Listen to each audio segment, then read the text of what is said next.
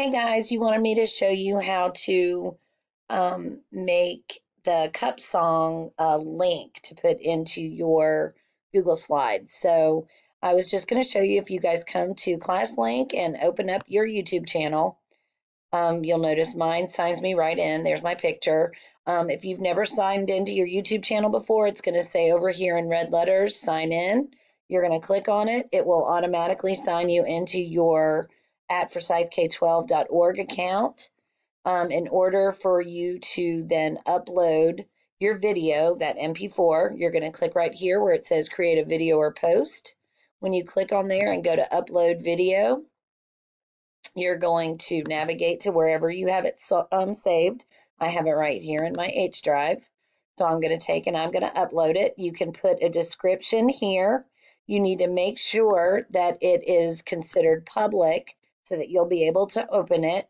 You could put a description, you can tag education, phonics, whatever you want on here. At the end, you are going to click publish.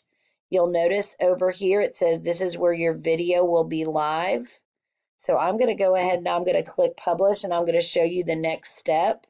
If you right click here, you can copy that link because that's the link that you're going to use in your Google Slides. I already created a slideshow here. I titled it Cindy Cup Song. I added an image just of the alphabet.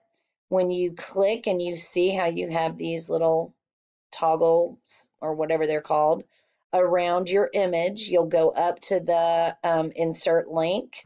You're going to take and paste that link so that it's attached now to that image. When you go to present and share this to your students, when you click here, this should be hyperlinked and then take and open up the slideshow for you of that video. That should be it. If you guys have any other questions, let me know. I want to make sure that this works. Let's see.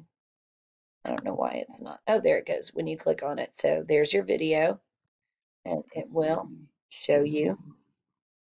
There you go. You guys call me with any questions.